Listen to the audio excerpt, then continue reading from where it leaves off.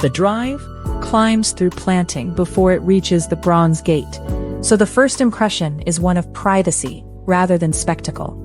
Stone walls hold the hillside while mature greenery softens their edges. The house remains partly concealed until the final turn. That restraint makes the arrival feel intentional, giving the city below a chance to fall away before the views begin. Even the smallest threshold feels finished, calm, and genuinely tactile.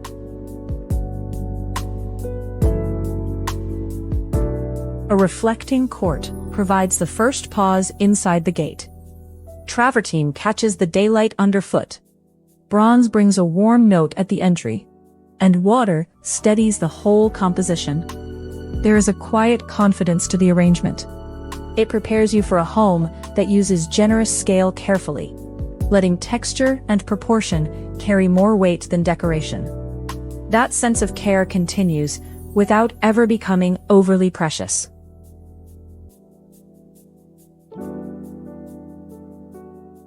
The main living room opens straight toward Los Angeles. Glass walls make the skyline present from every seat, yet stone and timber keep the interior anchored.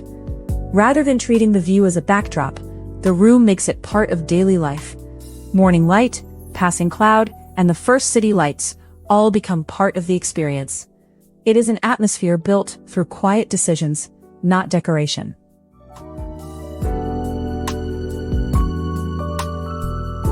Curved linen seating softens the crisp lines of the architecture. Oak joinery and stone surfaces bring balance, creating a place that feels tailored without becoming formal. The room has enough depth to host a larger gathering, but its furniture encourages people to sit close and stay a while. Comfort here has been designed into the plan. The detailing rewards a closer look without demanding one. The dining table runs along the glass, allowing the skyline to set the mood for long lunches and late suppers. Its stone surface has a quiet solidity, while the surrounding materials remain warm and tactile. Nothing competes with the view. Instead, the room gives meals a sense of occasion through a simple combination of scale, light, and a remarkable setting. Each surface has enough breathing room to feel truly considered.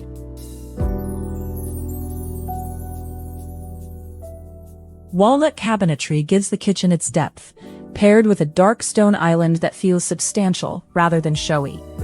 The layout supports serious cooking as easily as a crowd gathering at the counter.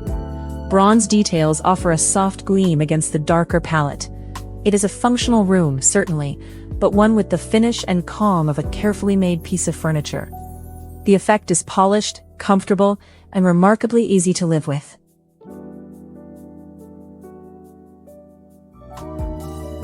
Outside, the breakfast terrace finds a gentler relationship with the city. It is more enclosed, with room for the first meal of the day and a view that arrives gradually above the planting. The setting feels personal, not performative. Coffee, fresh air, and the morning horizon would be enough reason to linger before the rest of the house wakes. Subtle shifts in texture keep the composition warm throughout.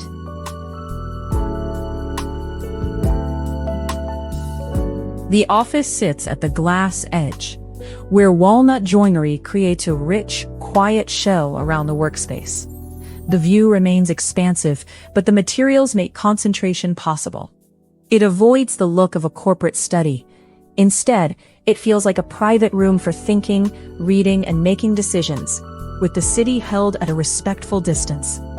It is a room with confidence, patience, and its own character.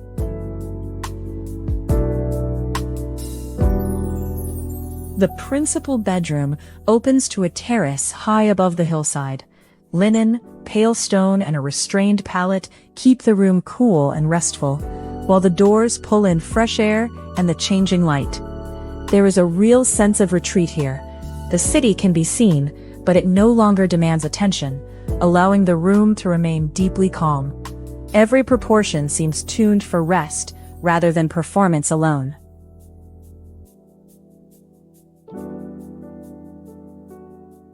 In the bathroom, stone and bronze meet with real precision. The fittings are refined, the surfaces are generous, and the daylight is controlled rather than dramatic. It has the stillness of a private spa, though it never feels detached from the home. Every detail supports a quieter daily rhythm, from an early shower to a long evening soak. The room's calm is what makes the experience feel genuinely indulgent.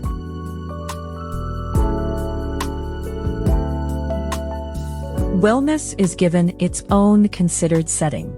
A training area sits beside a lounge where stone, timber, and soft light make recovery feel as important as exertion.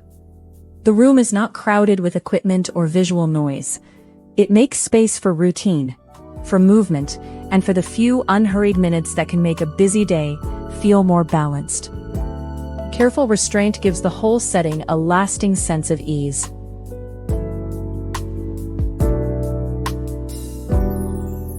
The cinema lounge changes the atmosphere completely. Walnut paneling absorbs the light, low seating brings everyone closer to the screen, and the palette becomes richer after dark. It has the intimacy of a private screening room rather than the brightness of a media suite. Film nights, sport, or a favorite concert would all feel properly immersive here. Its appeal comes from craft, mood, and the pleasure of lingering.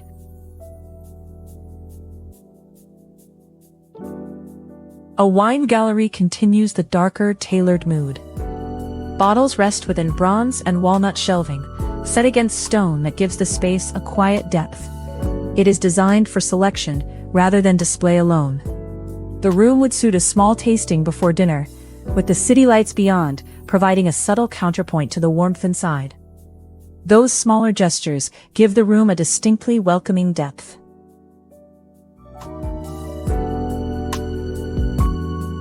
Guests are given a room with its own softness and sense of privacy. Natural finishes, filtered light, and a calm view create an environment that feels prepared rather than merely spare. The scale is generous, but the experience remains intimate. It is the kind of space that makes a short visit feel easy, and an extended stay feel genuinely welcome. There is real pleasure in how these modest details have been handled.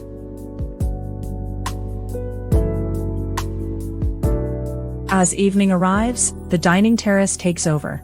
The table sits above the city, protected enough to feel comfortable, yet open enough to keep the horizon in view.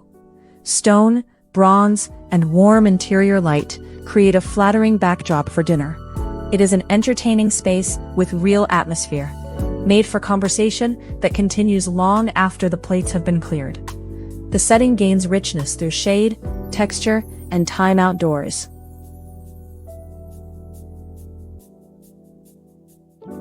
The infinity pool draws a clean line toward the skyline, its water becoming almost indistinguishable from the distant haze. Pale stone surrounds keep the terrace bright during the day, while the change in light gives it a more reflective character later on.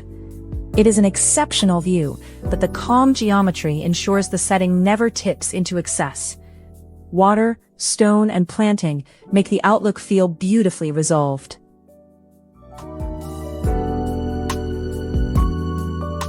The fire lounge sits lower in the landscape, protected by stone seating and the rise of the hillside. At night, the flame gathers the group into a smaller, warmer circle. The city remains visible above the terrace, but it feels far enough away to become atmosphere. It is an ideal place to slow the evening down. It is an understated finish to a day spent outside.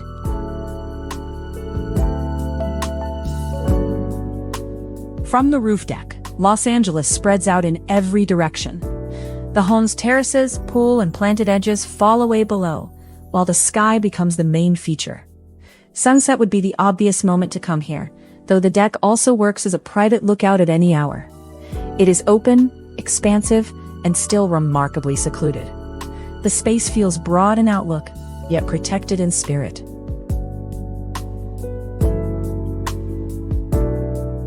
At Blue Hour, the rear elevation comes alive from within.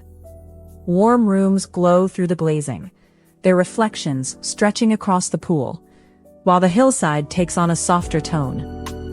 This is where the design's balance becomes clearest. The house is dramatic because of its setting, yet its materials keep it composed and grounded. The evening palette brings out a finer, more intimate mood.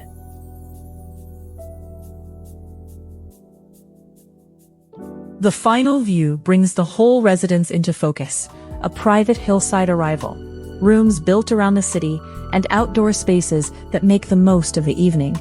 This Bel Air architectural concept is about more than its horizon. It is about the care taken to turn that horizon into a place that feels warm, private, and genuinely lived in. It is a memorable conclusion precisely because it remains so composed.